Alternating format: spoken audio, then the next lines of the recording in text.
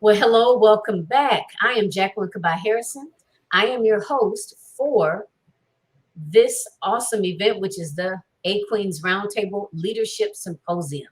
This special edition is called the Business Accelerator Bootcamp. Okay. And basically, this is a 1 day virtual event that is dedicated to helping you as the coach and or consultant, helping you scale your business.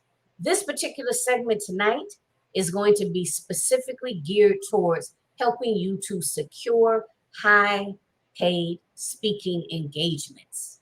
Yes. So if you have not done so already, go ahead and grab a pen, pencil, and a notepad, okay? Because you're going to want to take some notes. So, without further ado, I have Sean Fair with us this evening, and he is going to share his expertise with you. So, Sean, go ahead and introduce yourself and let them know who you are, who you serve, and what is your why behind doing what you do. Well, again, Jacqueline, thank you for bringing me on the show.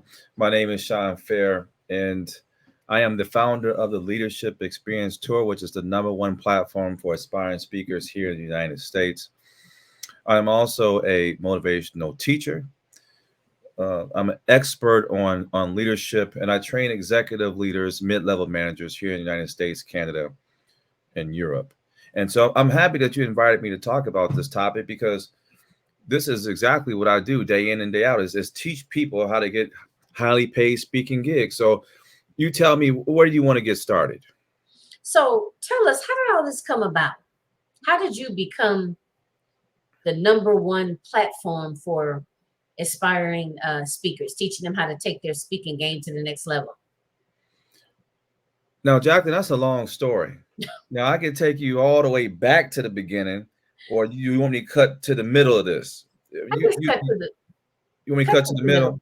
middle? Yeah. All right. So listen, after I left corporate America, and you guys may or may not know this, but I was a training executive for three major corporations: AT&T, T-Mobile, and a company called CRDN. And I was always on big stages inside of corporate America, right? So I ran major training departments.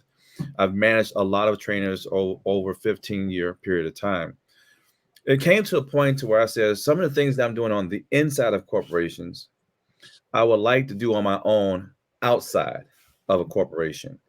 And so I started my own company called the Fair Consulting Group, and I started training executive leaders and mid-level managers all over the United States, Canada, and Europe. Everywhere that I went, whether I was going into New York or Chicago or California or Arizona, didn't matter. I was always posting on social media, here's where I'm going today, and here's who I'm training up. And you know how it is when you're posting things on social media, whether folks are liking your stuff or they don't like your stuff, there's someone following you, there's someone paying close attention to you. Well, I just happened to get a call from a guy named Dale Jasloff, who was the director of Imagine Theaters. And he said that we would like to talk to you, Sean. Now, if you guys don't know who Imagine Theater is, let me just say that they are a major movie theater chain, luxury movie theater chain. So if you like to watch movies and you like to sit back and lay back and have a drink or two, Imagine Theaters is a place that you want to go. But nonetheless, they called me up one day and says, we would love to have a conversation with you. And I says, for what? Well, we'll get to that when you come into town. I was in Dallas at the time that I got the phone call. So when I got back to Detroit, I met with them and they said, Sean, we've been following you for 2 years, and we love what you do, and we got a problem, and I think you can help us solve it. See, we have a lull in the movie theater from 9 a.m. to 1 o'clock p.m. They don't get a lot of traffic during that period of time. So we were wondering if you can take your corporate leadership training from the corporate classroom, from the hotel conference room, and bring it to the big screen at Imagine Theater. And I says, man, I would love to do that. What do I get? And they said, well, you get our theater. You can use our theater. Our theater is your theater, and we'll split the ticket sales. And I says, that sounds like a pretty good deal. And we'll give you a marquee in the theater. I says, that's amazing. Let's go ahead and move forward with this. So we created the very first event.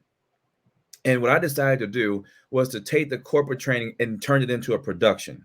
Now, if you've guys seen anything like Kevin Hart's show, where he's doing his whole comedic thing and he's got stuff behind him that's kind of accenting what he is that he was saying.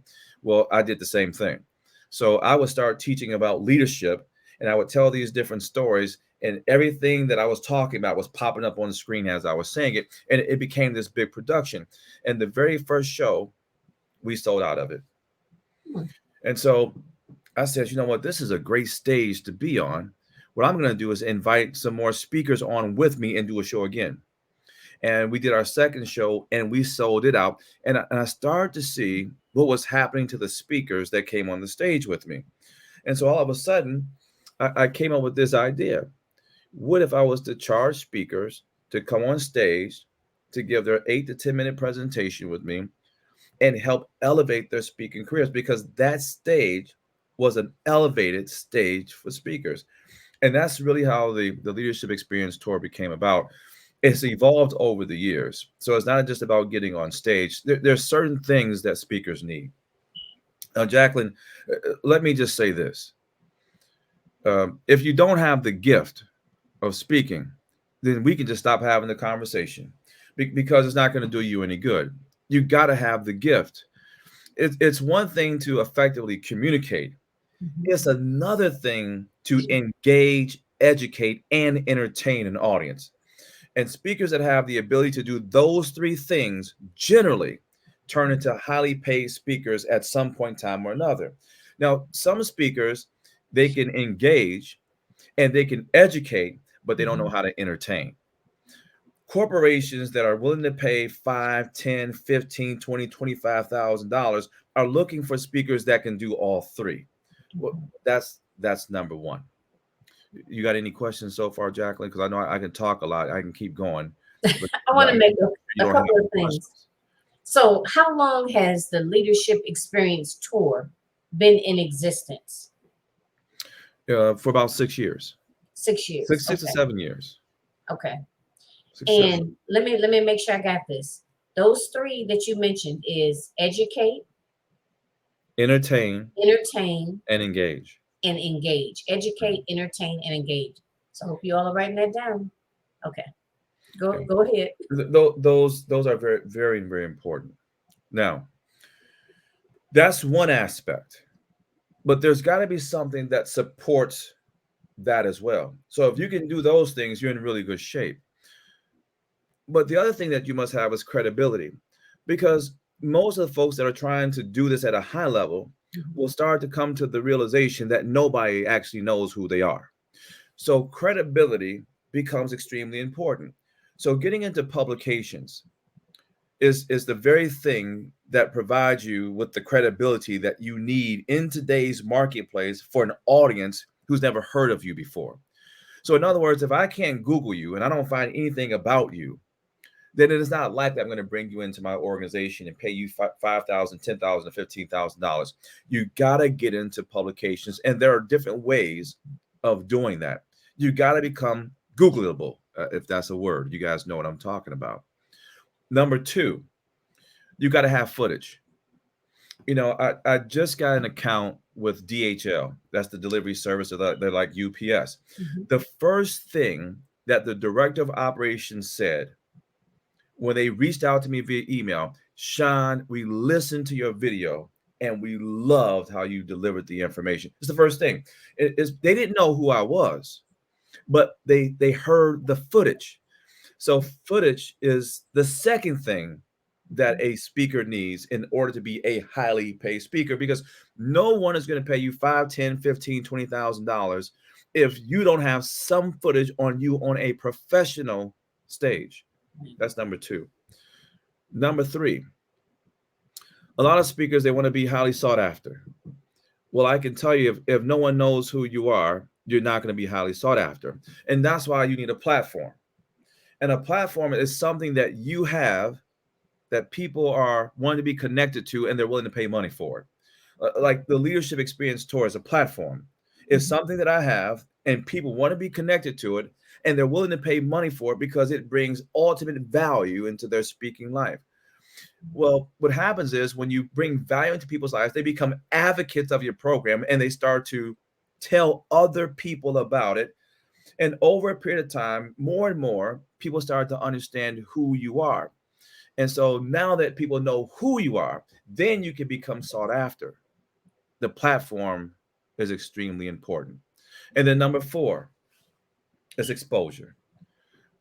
Right? You got to be exposed. You can have the gift, you can educate, entertain, and engage, but if you're not exposed, if no one knows who you are, if no one's ever seen you before, it doesn't really matter. So exposure is absolutely critical. Those are some things that are absolutely necessary in order to become a highly paid speaker. Okay. I want to take it back to educate, engage, and entertain. I think, and tell me if I'm wrong, I know you've worked with a lot of speakers. What do you find? Okay, I think most people probably know how to educate, but I think a lot of people may need a little help around the entertaining and engaging arena. Do you agree with me based on what Yeah, you've seen over the years? I agree with you because people know what they know, and if they know, they can tell you what it is. Well, that's how simple educating people is taking something I know and then sharing the information. But that's not enough because if you don't know how to deliver the information, I can tell you right now, I got ADHD. I got a very short attention span. You got about 3 minutes before I'm gonna doze off on you if you don't know how to deliver information. So I always tell speakers that communication, or 10% of communication, is verbal.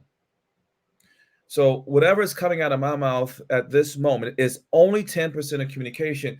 40% is pitch, tone, and rate of speed. And that's why sometimes I'm on a stage, I talk really fast like this because it's an engagement mechanism. And Jacqueline, sometimes I slow down because it tends to draw people in.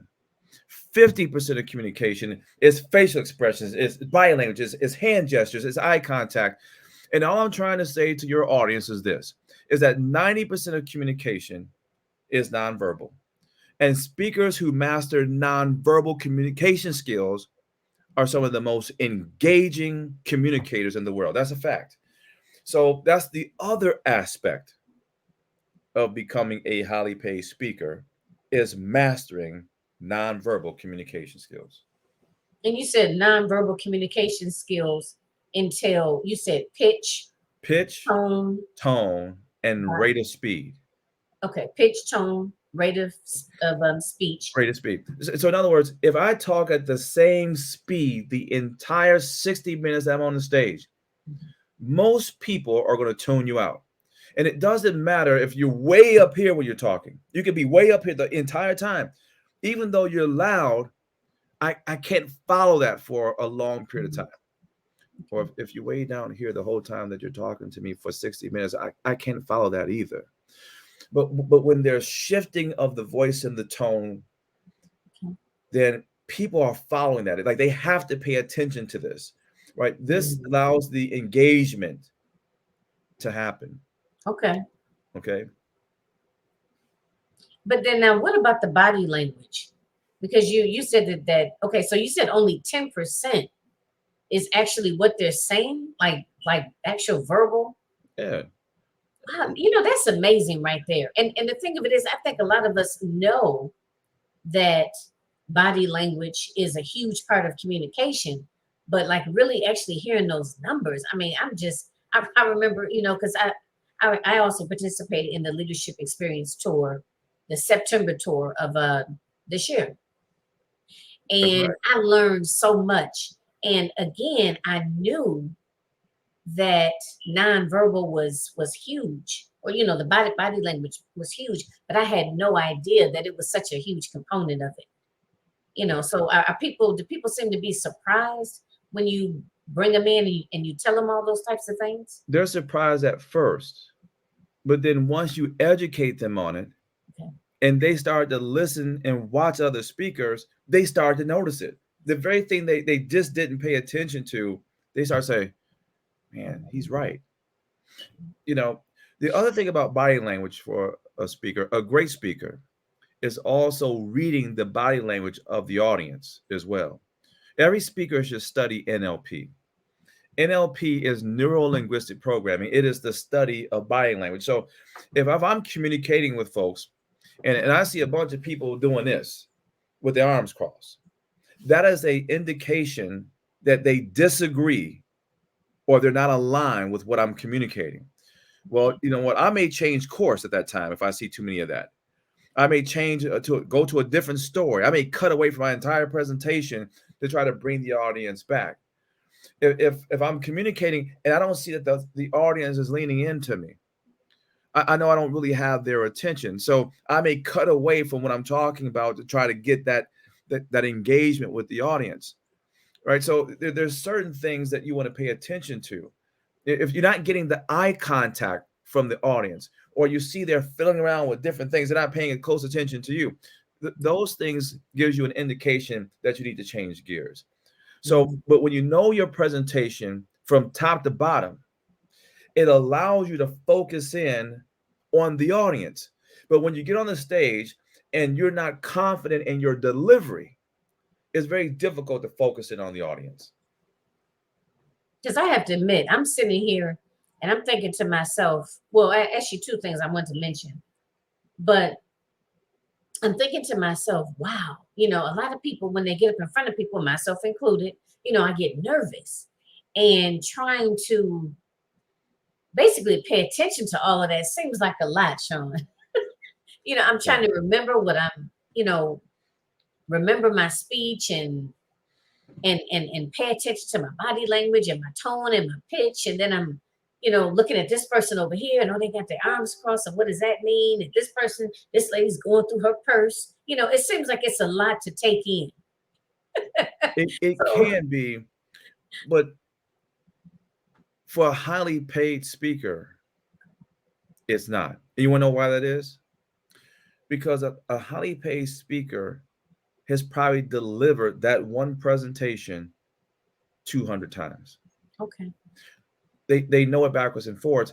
And so that's why, Jacqueline, the reps, see, we haven't gotten to that yet. The reps matter. And I find that a lot of speakers, even though they may not have presented in front of people 200 times, it doesn't mean that you should not have delivered yourself your presentation 200 times. The best basketball shooter in the world, his name is Stephen Curry. And in the off season, he shoots 5,000 shots per day. And so he develops muscle memory. Well, it's the same way with the speaker. The more that I deliver the information, the more the information becomes a part of me. And so now when I get on the stage, it's automatic. I don't think about what I'm saying because I've said it so many times, it just comes out. And so because I know my presentation so well, I'm able to focus on everything but the content because I've already mastered that already. I've already mastered it. I've done it so many different times. I can say it 4 or 5 different ways and I don't have to think about it because the most important aspect in the room when I'm on the stage is who? It's the people. Okay. It's the audience. Okay. If I'm on the stage and I'm thinking about what I'm going to say next, or I'm thinking about how nervous I am, or I'm thinking about, what I don't think I'm going to remember all of my presentation, there's no way that you can focus in on the audience. I'm going to tell you, what? What happened? When I did the leadership experience tour, I got so panicked when we did a Zoom meeting. And I don't know, somehow it came up. I think one of your partners mentioned about you snatching someone's note cards.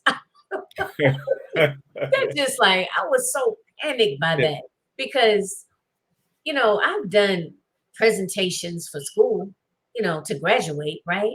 Right. And of course, I'm standing up in front of the podium and I got my little note card, I call myself, I'm doing one of these, I think I'm doing something, and I don't know. I'm like, I can tell you this now. I was traumatized when you said that. Well, I was like, listen, oh my when people come to the tour the day before the event with no cars, if I see them, snatching them, because by that time you should already have it down. You start to make me a little concerned God. if you got no cars the day before the event. I want you to think of it this way. Think of it this way. A highly paid speaker. So when someone pays me $22,000 for 90 minutes, do you know what that means? I'm going to tell you what that means. That means that the person that is sitting in front of me probably paid $200 to $350 to be a part of that conference. They're expecting the person that's on that stage to be flawless, to be engaging, entertaining, and an educator. They're expecting that. Anything less than that, the event planner, who's ever over the event, the feedback that they're going to get is going to be bad. And let me just tell you something. There's a few things that an event planner needs to happen for people wanting to come back the next time. Number one, the food's got to be great. Nobody's coming back if the food's not good, Jacqueline. You know this. All right. Number two, it helps if it's a destination location. Okay. Number three, you got to have some kind of party or reception or something, right? That's got to be a part of it. And then number four, you got to have great speakers. Those are four different components that event planners try to master that. They try to nail it in their head, because if they master those four things, they know that they'll be able to get those same people coming back the next year. So you said food, The food, and right, food, and you are absolutely right. You could have had an awesome event, and you don't have good food, people are going to talk about you. guess what? The only thing they're going to remember is how bad the food was. Yeah. So you said, okay, good food, and you mentioned I'm just Destination place if right. possible. Okay. Now, what does that mean when you say that? A destination spot is like, Orlando, Florida, Phoenix, Arizona, maybe San Diego, California, Okay. places that people don't mind going on vacation, Traveling to. Okay. right? Where they can bring the family, right? So generally, when there's a big conference, you'll find that most conferences are in destination locations. So if you're there, you got the food, and then there's a party for those who purchase tickets to be a part of the conference. That's a great party, networking party, Okay. right? Great networking party, and then you got a great speaker or great speakers. That is the recipe of creating a great experience for the audience, and that will encourage and inspire them to come back the next time. So now, why is this so? And I know this may be. I'm just asking this because I want to make sure that we cover, bases that I think people will be interested in knowing. Why is it so important to have the party, the networking party? Because one, people like to have a good time when they're away from home. All right, that's number one. Number two, people want to get a return on their investment. And the networking party is where that return on their investment starts to happen. That's when they get a chance to know people. That's when people they have a couple of drinks, they let their hair down just a little bit. They open themselves up to some communication and conversation. And the next thing you know, a few deals are happening right there at the networking event. They might not be closed at that point, but the opportunity, the door was open during that time. And you'll find that the audience that comes in and takes advantage of that situation, they're coming back. A lot of people come back to the Leadership Experience Tour not to get on the stage. You know what they come back for? Networking. They come back for the networking opportunity. They come back. The stage is just something they enjoy doing. That's great, and they'll get some benefits out of that. But they know that they have a platform, and if they come to the tour, they can tell other folks about their platform and probably get 7 or 8 or 9 or maybe even 10, 15 people signed up on their platform while they're at the tour. That's an important thing. Very, very important. Okay. You know, I totally agree. And I'm sitting here thinking, I'm like, yep, because I know I'll be back. You Like know, I may not necessarily be on the stage, but I definitely understand the importance of, being able to network and that that's a good opportunity to be able to do that. absolutely.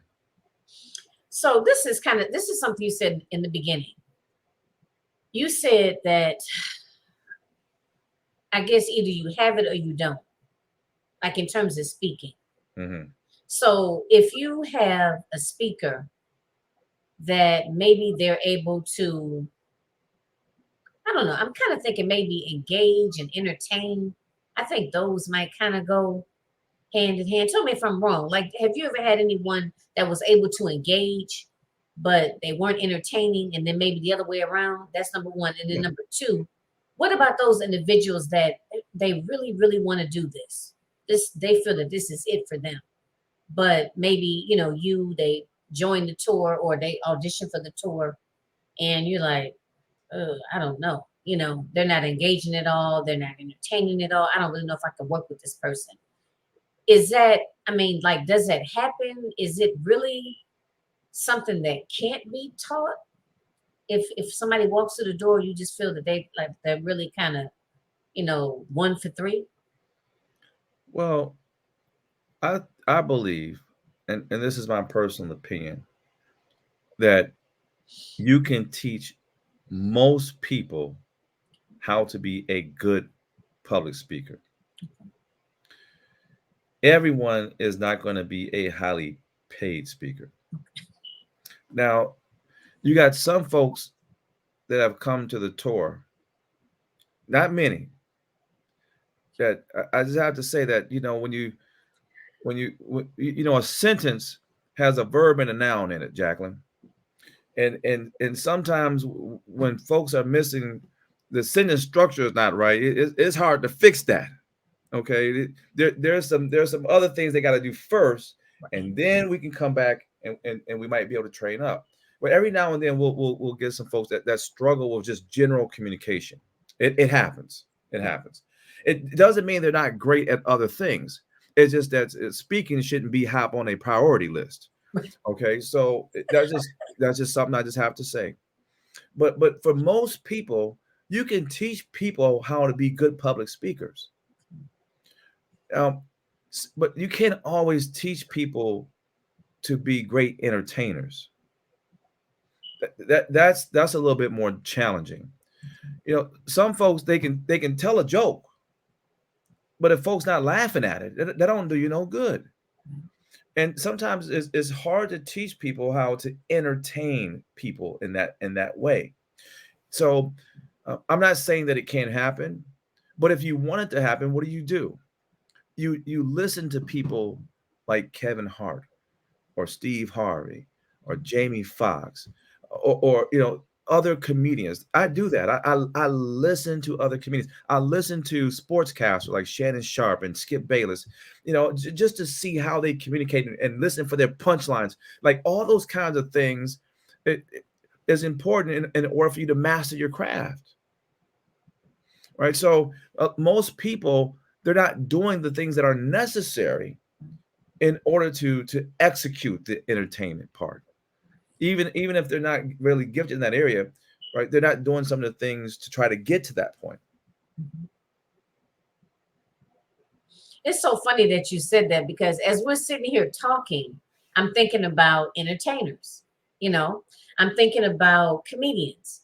And there's a lot that goes into being a good comedian. I mean, because they're saying it, they could be saying something funny, but like you mentioned Kevin Hart and his facial expressions, his pitch, everything, all of that is what makes him so funny. Yeah, When he does it, one of them kind of things, it's like, and so all of that ties in, all of that entertains you, all you of it. know, and so it's like I'm kind of sitting here and I'm thinking like That's the nonverbal piece. the Yeah. nonverbal, just even looking at his facial expressions, I'd be laughing. You don't even have to say anything, you know. So and like you said, and the pitch, going up and down. And it's like I feel before the leadership experience tour, before I was a part of that, like I knew that certain people captivated me. Like when I listened to Lisa Nichols or Tony Robbins, let's just say, those are just the first couple of people that came to my mind. Right. I know that I'm captivated, and then I also know that there's people that I've listened to and they were giving good information, but maybe 5 minutes in, I was dozing off, right? Mhm. But I couldn't tell you why. I couldn't pinpoint anything, so I feel like now I've learned the different types of things to look for, and of course, if I can, if I'm knowledgeable enough to be able to pick it up in others, you know what I mean? That shows that I have an understanding of those different components. And, so that gives me something to be able to work on, to be able to continuously improve. What you said, you hit this right on the nose, right? So you've got it. Because if you take Kevin Hart and you remove his facial expressions, you remove his eye contact that he gives, you take out the pitch and the tone and the rate of speed and how he communicates his information. If you take all that out and he just spits out information plainly, it's not going to be entertaining and it's not going to be engaging.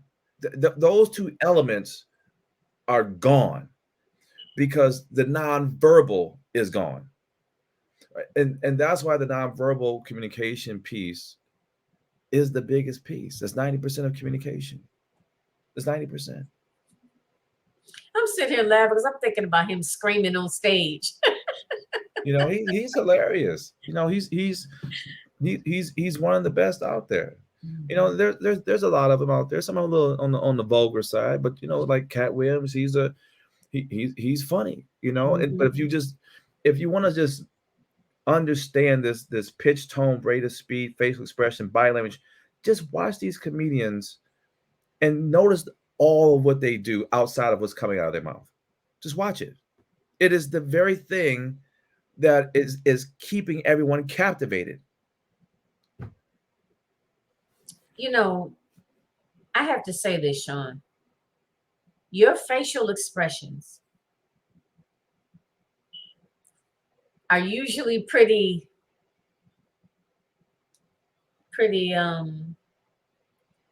you have a straight face. Mm-hmm. You know what I mean? It's like I'm watching that you do in a lot of times you do one.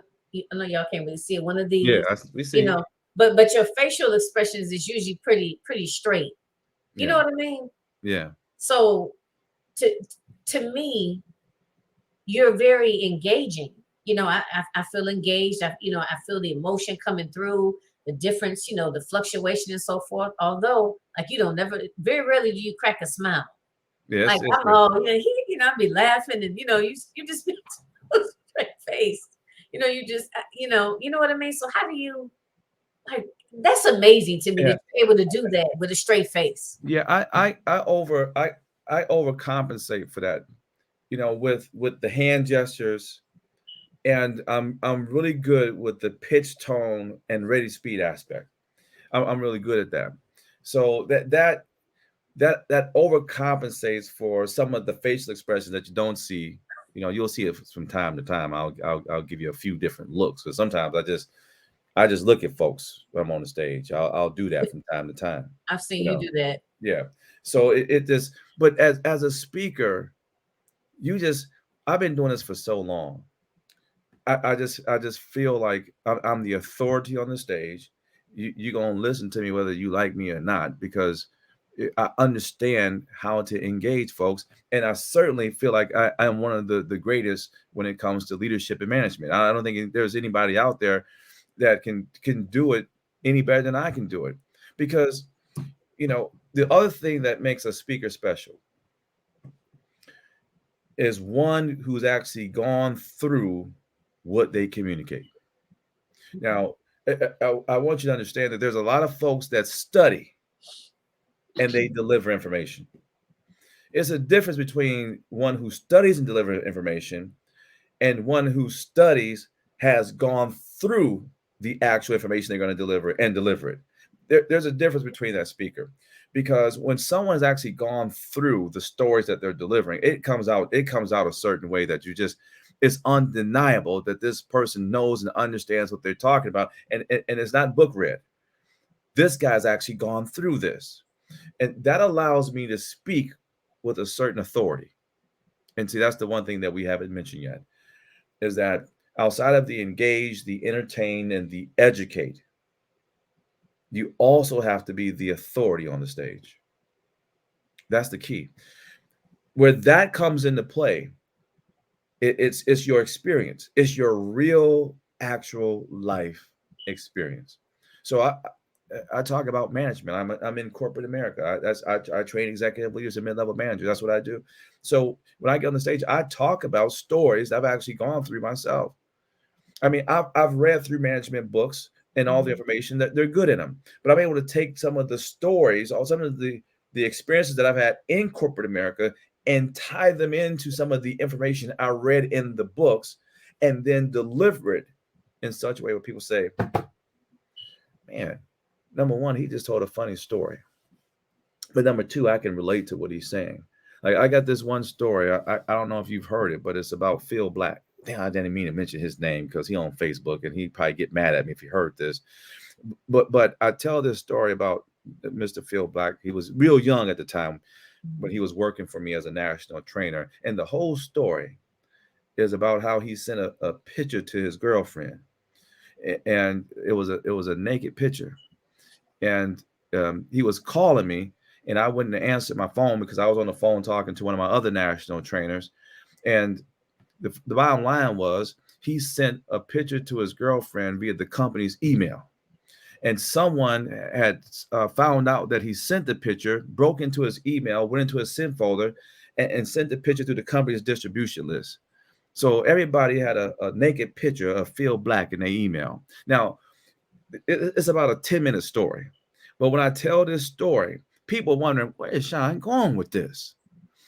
And a great speaker can tell a story and then just have people wondering, and this is entertaining. Where is he going with this? And then all of a sudden at the end, you tell the lesson behind it, and everyone goes, oh, now I know where he was going with this. A great speaker does that a lot in their presentation, is to take people down a certain pathway where they really don't know where you're going. And then at the end, you give them this punchline where they say, that's where he was going with that. That's, you know what that's all about? That's about mastering a story. So just out of curiosity, where do you go with that story? What's the lesson behind that? Well, the whole lesson is that there's an undercurrent when you don't train your people. And the reason why I say that is because if I tell you the whole story, what you find out is that in that story, I was supposed to do new hire training in his first week. Well, I was too busy to do new hire training his first week. I didn't do new hire training until his third week. Well, that picture that he sent out via the company email was sent out in the second week, right? So at the end of the story, I says, guys, when you guys know that new hire training is supposed to happen in week 1. And guess what we cover in the first day of new hire training? We cover email ethic, and we have everyone change their password. Okay. Someone broke into his email, because back in those days, everyone's emails was consistent back in those days, right around 1998, 99 timeframe. See, my email was sean@tmsmail.net. His was phil@tmsmail.net. And everyone's password when they started off was 1234. He never changed his password. Okay. So someone broke into his email, went to his sent folder, saw the picture, and sent it out as a company practical joke. But had I did training like I was supposed to, we would have changed his email and his password, and he would understand that you cannot send personal information through the company email. So the undercurrent that happened Okay. was that email going out to every single employee in that company, a naked Phil Black. Now, people ask me, well, did you punish him? Well, at the time, this was a dealership, so the owner of the company was 29 years old at the time. I was 35. I was considered one of the grandfathers of this company. There was 2,500 employees, and I didn't discipline Phil for that.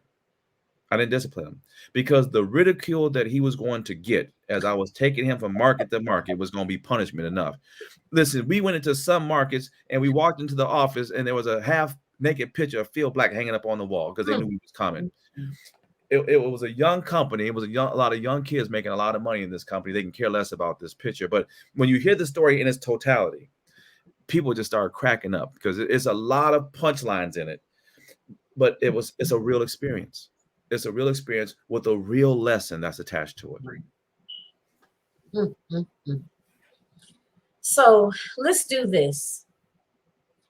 I'd like to. I have a question, or let's say my last question.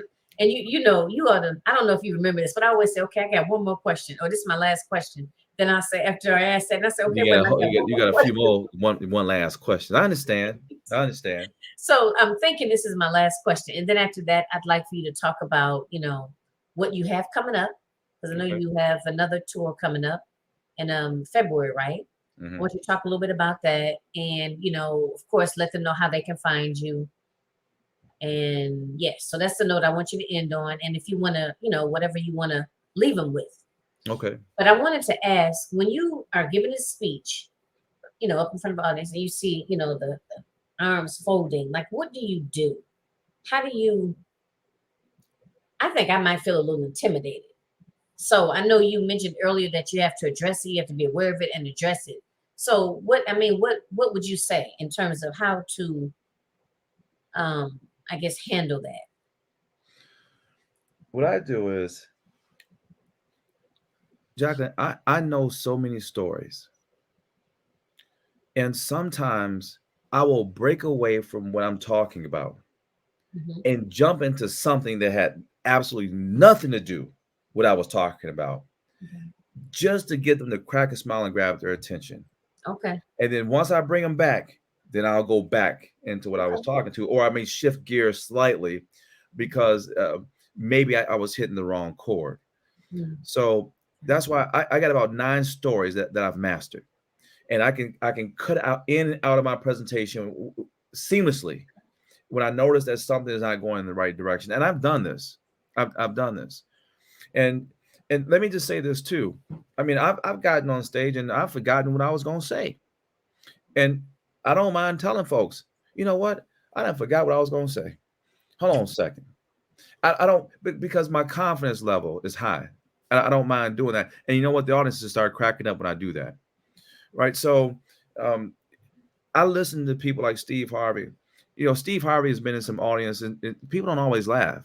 I've seen him on some shows and he was Mm. and people just sitting there like he's done You told a look couple at jokes and no one's cracking a smile. And what Mhm. he'll say is, I don't know what y'all talking about. It's funny. Whether y'all think so or not. I mean, there's just ways to bring the audience back. And you know what? They didn't laugh at his joke, but they laughed at the fact that he said the joke was funny, whether y'all thought so or not, because Right. that was his way of bringing them back. Right. Right. So having mastered like many stories allows you to be flexible in delivering presentation and changing gears on a dime. Okay. That's very important as a speaker. A lot of speakers get rattled when they see that they don't have their audience attention. And you know what they want to do? What do you think they want to do? Hurry up. They want to hurry up and get off that stage real quick, real quick. Because I would be bothered by that. If I Yeah. looked out there and there was somebody having a whole conversation on the side, somebody digging through their purse, and that would get me kind of rattled. I was like, dang, well, okay, y'all not interested. You're right. So let me wrap this up. You know, And, that would and be this my first instinct.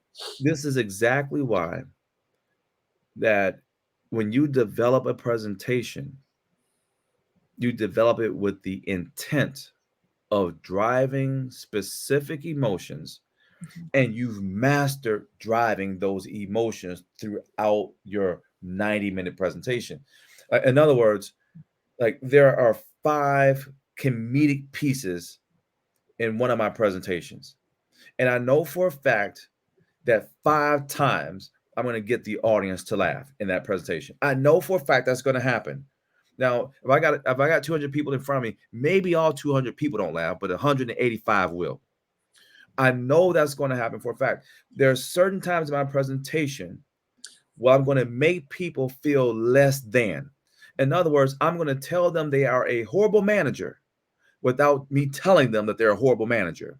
I've asked certain questions that help them come to the realization of what I want them to come to. And that is, I can do better. Okay. Like, so there's, there's just certain things that a professional presenter does and masters before they even get on the stage. Okay. Okay. All right. Was that your last question? I think so. Okay. I might ask some questions when you start talking about what you got coming up. Okay. Or what you want to leave the audience with. Well, what I got coming up is February the 10th through the 12th. We have the Leadership Experience Tour that will be hosted at the Michigan State Education Center in Troy, Michigan. The hotel that will be hosting us is the Embassy Suites, which is about 1.5 miles down the road. And if you are a speaker or coach, I will give you a free code to put into Eventbrite, and you can come at absolutely no charge if you are a speaker or a coach. I just rented a luxury truck that holds 41 people to transport people back and forth on the 11th and the 12th. It's beautiful. It's got tables. It's wonderful leather, and it's just awesome. And so it's if you want to be involved in this, you can come and just be a part of the tour. So that is the 10th through the 12th. The actual event is on the 12th. There's 2 different shows, one from 9 a.m. to 1 o'clock p.m. and then one from 5 o'clock p.m. to 9 o'clock p.m. And between 1 and 5, there's a speaker's dinner. And we got 5 different dishes that you can choose from. We got a lemon chicken. We got a prime rib. We got a white fish crusted lemon. And we got a zucchini dish. And we got a ravioli dish that is absolutely amazing. The chef at the Michigan State University Education Center is one of the best in Michigan. So we're looking forward to having that. And we can host up to 300 people in the dining room. All right. So, and then, by the way, if you want to be a part of the tour, the next tour, and we'll be auditioning starting in 2 weeks, is going to be June 2nd through 4th. June 2nd through 4th. And that will also be at the Michigan State Education Center. And yes, that's in Troy, Michigan.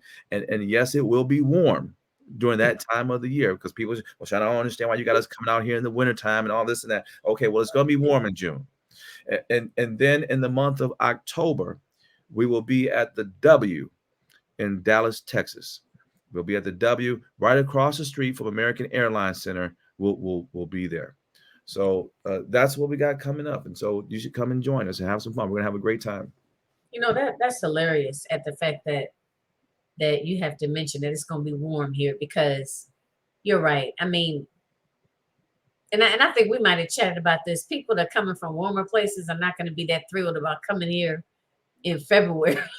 Look, and by June, we hope it's going to be warm. Well, well, Jacqueline, what I tell them is, you guys you're used to being warm all the time. You should try something different. And coming to Troy in February is different. That's different. Come on. And okay. Yes, I think, yeah, that's a little different. Have a change of scenery. Right. Change of scenery. We take you downtown, go ice skating. I was just going to talk about that. Don't they have like ice skating downtown during that time? Downtown is nice. It's we got a lot of great restaurants down there. And by the way, we have a lot of great restaurants by the hotel that we're at. You got the Eddie V's and Seasons 52, and we got the Benihana's, and we got the Brazilian Steakhouse. We got a lot of great restaurants right in the area. And one of the best malls in Michigan, Somerset Mall, is only 1.5 miles down the road. Yeah, there you go. I know that Brazilian place if they're big meat eaters, that's the place you get all the meat you can eat. Yeah, Right? it's all the Yeah. meat. You got the green card, and then you got green card on one side, got the red card on the other side. Green means go. That means the meat keeps coming. When you get full, you turn over to red. That they'll stop bringing the meat. There's all kinds of great experiences that we'll have right in the immediate area. But nonetheless, we got 50 great speakers coming into this event from all over the country. We got Dr. Cheryl Wood coming in as one of our keynotes, and then we got her sister, Dr. Cherie Good. She's coming in. Then we got Lindsay Vertner and Letitia Nicole and Michelle Thomas and Shay Brown. We got all these folks coming in. They have major platforms, and they're just wonderful people to be around. And they come to serve. They come to serve. You know, they're all just humble and gracious people, and we're just happy that they're going to be spending some time with us and sharing their gifts and talents with some of our speakers. That is wonderful, wonderful, wonderful, awesome lineup. Okay, I'm definitely going to be there. So let's see, we have about 3 minutes. So maybe if you could just take a couple minutes, is there anything you want to leave the audience with in particular? You know, I think we said quite a bit, Jacqueline. The only thing that I want to reiterate is that if you are a speaker, it doesn't matter where you are in the country. If you're in California, that's fine. If you're in New York, that's fine. Fly into town, right? I will give you a code. And there is one more thing, Jacqueline. You just reminded me. There's going to be a educational piece to this particular tour. So we have the auditorium, it holds 400, and we got that for 2 days. We also, for 2 days, we have a lecture room that holds 100, and there will be classes. There's a branding class, there's a photography class, there is a lead generation class. We got a Chris Cota coming out from Atlanta, Georgia, who's put together our whole lead generation program. I don't have to do anything. I just get leads coming right into my email box, and he's going to show everybody exactly how it works and what systems he's put together for that. And we have Rachel Ray Johnson will be talking about sales, and we got Pam Perry, Speakers Magazine. I'll be on the back cover of the January edition. I'll be on the front cover of the February edition, and Pam Perry will be hosting the Leadership Experience Tour as well. I forgot to mention that. So we don't forget all that, Sean. Come on now. That's awesome. Well, Jackie, there's a lot going on. I have okay, so one more question. Now those classes, is that going to be for the participants or the speakers or both? For everybody. Everybody. Okay. All right. Everybody. Yeah, I definitely like that. Okay. Yeah, and that's for the February tour, right? It will be the same format for the June tour as well. Okay. Yeah. Okay. All right. So we're going to go ahead and close it out. Thank you so much. This has been awesome, awesome, awesome. You have given out, just so many good tips and tools. I hope you all jotted some of these things down, or either go back and listen to the replay. This is a wealth of information for you to be able to scale. You to be able to scale your business. Okay. And I just want to let you know there are other awesome panels as well that I want you to make sure that you take advantage of. If you are looking to upscale your events, you want to, increase your ticket sales. If you are looking to get into publishing, you want to self-publish, publish anthologies, you want to start your own magazine. We have several different expert panels to help you do all of those things to be able to scale your business. So thank you so much for joining us. I am your host, Jacqueline Kabah Harrison, and you have joined us for A Queens Roundtable Leadership Symposium. This in particular is the Business Accelerator Bootcamp, the one-day virtual event. And like I said, there are several different expert panels that will help you do just that, to scale your business in a number of different ways. So thank you again for joining us, and definitely stick around and check out some of the other panels. All right. Thank you again, and I'll talk to everyone again soon.